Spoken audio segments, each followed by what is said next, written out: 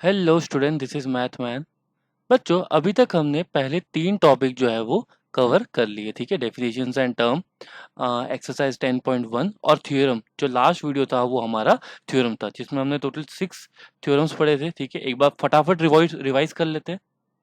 पहला थ्योरम था कि अगर सर्कल है, ठीक है, और 2 कॉर्ड है, अगर वो सेंटर पे एंगल इक्वल बना रहे हैं, सही बात है, अगर वो सेंट्रल एंगल अगर इक्वल है इनका, ठीक है, तो ये कॉर्ड और ये कॉर्ड की लेंथ आपस में इक्वल होगी। और सेम टू सेम अगर 2 कॉर्ड इक्वल है तो सेंटर पे एंगल इक्वल बनाएंगे। अगर ये दोनों इक्वल होंगे आपस में तो एंगल भी इक्वल होगा। सही बात है, ये दूसरा था।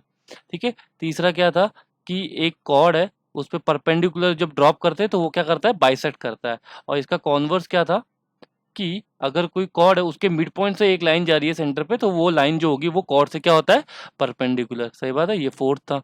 फिफ्थ क्या था कि अगर कोई 2 कॉर्ड है, उनका डिस्टेंस सेंटर से इक्वल है, ये डिस्टेंस और ये डिस्टेंस दोनों का अगर इक्वल है तो ये कॉर्ड भी क्या होगा, आपस में इक्वल होगा। और सिक्स्थ क्या था कि अगर 2 कॉर्ड इक्वल है तो उनका डिस्टेंस सेंटर से इक्वल होगा। ठीक है, तो ये 6 थ्योरम हम देखा था, उसके बेसिस पे हम 10.2 और 10.3 करेंगे। ठीक है, तो स्टार्ट करते हैं। 10.2 का पहला क्वेश्चन, इसमें लिखा हुआ है recall that 2 circles are congruent. पहली बात तो बच्चों, 2 सर्कल कॉन्ग्रुएंट है, इसका मतलब हुआ कि उन दोनों का रेडियस आपस में क्या है, इक्वल है। इसका भी रेडियस और इसका रेडियस, दोनों का रेडियस आपस में इक्वल है, ये समझ लो, है ना। If they have same radius, of course वो होगा ही बिकॉज वो कॉन्ग्रुएंट बोलती है।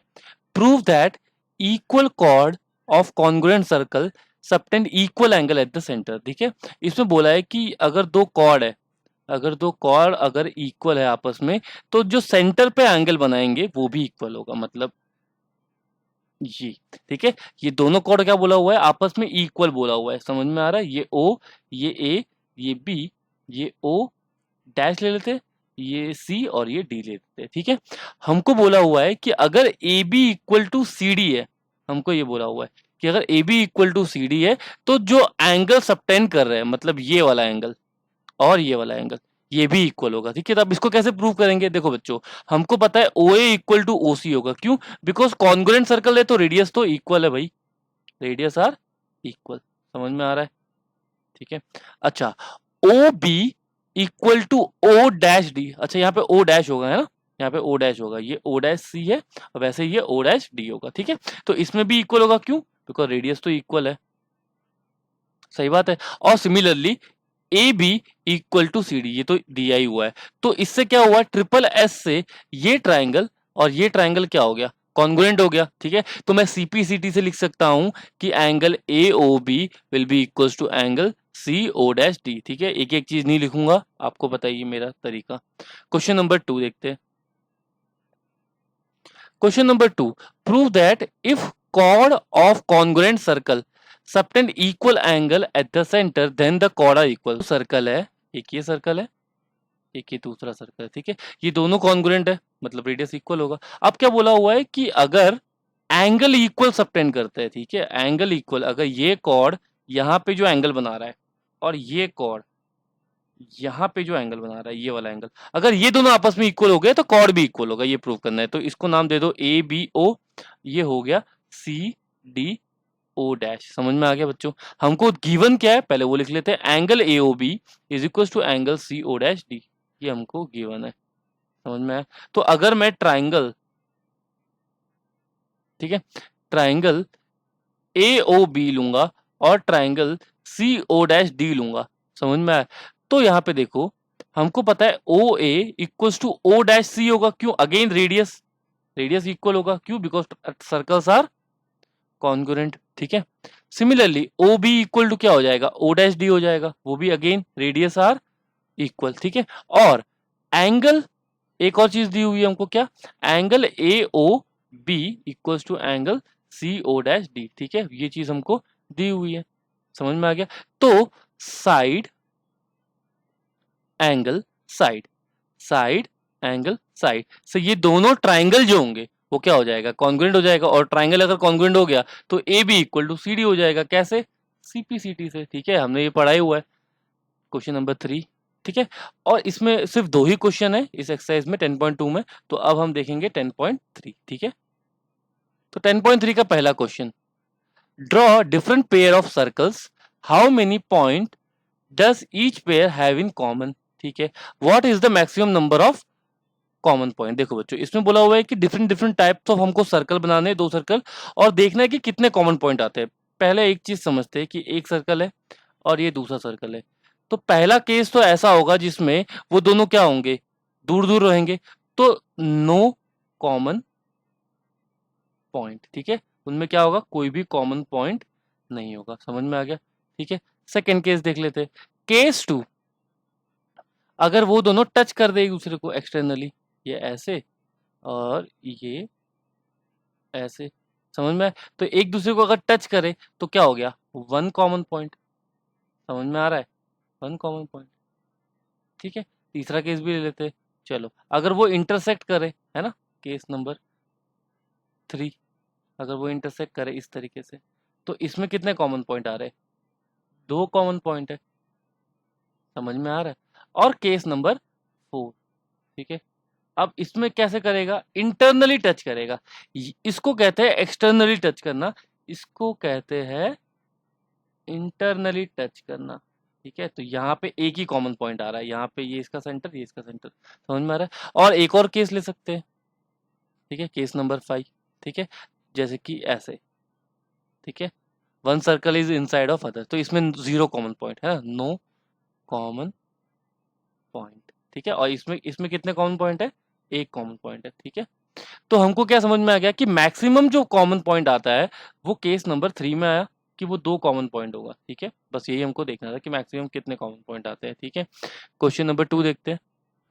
Question number 2, suppose you are given a circle, construct to given circle construct to find its centre. ठीक है, हमको एक सर्कल दिया हुआ है। ठीक है, तो आप मान लो कि ये वो सर्कल है, और हमको बोला हुआ है कि इसका सेंटर फाइंड करना है हमको। ठीक है, हमको क्या करना है, सेंटर फाइंड करना है। देखो बच्चों, एक कॉन्सेप्ट हमको पता ही है कि एक सर्कल होता है इसमें। ठीक है, तो उसमें अगर मैं 2 कॉर्ड बना रहा हूँ, जरूरी नहीं है कि ये दोनों कॉर्ड आपस में क्या हो, इक्वल हो, जरूरी नहीं है, लेकिन हमको इतना पता है कि अगर मैं इस कॉर्ड का परपेंडिकुलर बाइसेक्टर बनाऊंगा अगर, ठीक है, तो डेफिनेटली परपेंडिकुलर बाइसेक्टर क्या करेगा, बाइसेक्ट करेगा। ठीक है, और इसका परपेंडिकुलर बाइसेक्टर बनाऊंगा तो वो कहीं ना कहीं जाके मीट करेगा, और वो जो पॉइंट होगा वो सेंटर ही होगा। क्यों, बिकॉज हमको पता है कि सेंटर से अगर मैं परपेंडिकुलर ड्रॉप करता हूं कॉर्ड पे तो वो बाइसेक्ट करता है, तो ये तो परपेंडिकुलर बाइसेक्टर ऑलरेडी है। समझ में आ रहा है, तो बस वही चीज हमको इसमें भी करना है। ठीक है, तो हमको पहले करना क्या है, कोई भी 2 कॉर्ड बनाओ, एक ऐसे बना दिया और एक ऐसे बना दो, मैटर नहीं करता कि उनका लेंथ इक्वल है या नहीं है। ठीक है, हमने क्या किया, इस कॉर्ड का परपेंडिकुलर बाइसेक्टर बनाया। कैसे बनाएंगे, ये इसको ले लो, ये ले लो, ए और बी। ठीक है, ए को सेंटर लो, ए को सेंटर लो, और ए बी के हाफ से ज्यादा रेडियस, हाफ से ज्यादा है ना, अगर सपोज कर लो इसका लेंथ अगर 5 है तो 2.5 से ज्यादा रेडियस लेके यहाँ पे कट करो, यहाँ पे कट करो। समझ में, उतना ही रेडियस लेके बी पे सेंटर रखो, यहाँ पे कट करो और यहाँ पे कट करो, और इन दोनों को ज्वाइन कर दो ऐसे करके। समझ में, तो ये परपेंडिकुलर हो जाएगा। ठीक है, perpendicular vector same to same, ये सी और ये डी, सी डी का जितना भी लेंथ है हाफ से ज्यादा रेडियस लेके यहाँ पे कट करो और यहाँ पे कट करो। सिमिलरली रेडियस उतना ही लेके डी पे रख के यहाँ पे कट करो और यहाँ पे कट करो और जोड़ दो। ठीक है, तो यही परपेंडिकुलर बाइसेक्टर। तो ये जो दोनों लाइन आएगी जहां मीट करेगा, वो जो पॉइंट होगा वो क्या होगा, सेंटर होगा। ठीक है, आप राउंडर से करके देखना, आपको ज्यादा अच्छे से पता चलेगा। ठीक है, आई होप आपको समझ में आ गया होगा। क्वेश्चन नंबर 3 देखते हैं। Question number 3, if 2 circle intersect at 2 point. ठीक है, तो 2 सर्कल बना देते पहले, तो एक ये सर्कल हो गया, एक ये सर्कल हो गया। ठीक है, थोड़ा सा अनइवन है बट चलेगा, है ना, ये सेंटर और ये सेंटर हो गया। ठीक है, तो 2 पॉइंट पे इंटरसेक्ट कर ही रहे, prove that their centre lies on perpendicular bisector of common chord. ठीक है, देखो बच्चों, ये है इसका कॉमन कॉर्ड, तो इसका जो परपेंडिकुलर बाइसेक्टर होगा इस कॉमन कॉर्ड का, उस पे सेंटर लाई करेगा, उस पे क्या करेगा, सेंटर, ये जो है ये सेंटर, ये ओ है और ये ओ डैश है। तो ये जो इसका जो परपेंडिकुलर बाइसेक्टर है ये लाइन, वो इस सेंटर से पास होगा, हमको ये प्रूव करना है। ठीक है, तो हमने क्या किया, इसको नाम दे दिया ए, इसको नाम दे दिया बी। ठीक है, हमको प्रूव करना है ओ ओ डैश जो है वो परपेंडिकुलर होगा ए बी का, ठीक है। और साथ ही साथ ये और ये, इसको नाम देते पी, तो A P equal to P B होगा। ये भी प्रूव करना पड़ेगा बिकॉज परपेंडिकुलर बाइसेक्टर जो है वो हमको प्रूव करना है, ठीक है। तो हमने क्या किया, सबसे पहले ओ को ज्वाइन कर दिया ए से और ओ को ज्वाइन कर दिया बी से। सिमिलरली बी को ज्वाइन कर दिया ओ डैश से और ए को ज्वाइन कर दिया ओ डैश से। अब यहाँ पे देखो, अगर मैं बोलूँ triangle O A O dash और triangle O B O dash, तो यहाँ पे O A equal to O B होगा बिकॉज ये भी रेडियस है और ये भी रेडियस है सेम सर्कल का। सिमिलरली ओ डैश ए और ओ डैश बी वो भी रेडियस है, समझ में आ रहा है। तो ये हो गया O A equal to O B, O dash A equal to O dash B, सही बात है। और ये कॉमन साइड, ये हो गया कॉमन साइड, ठीक है। तो ये हो गया ओ डैश ओ और ओ ओ डैश, ठीक है। तो ये कॉमन साइड हो गया। तो इसका मतलब ये जो दोनों ट्राइंगल है वो क्या हो गया, कॉन्ग्रुएंट हो गया।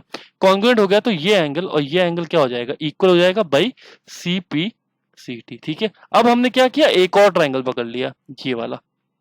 तो ये हो गया ए पी ओ और दूसरा ट्राइंगल पकड़ लिया बी पी ओ, ठीक है।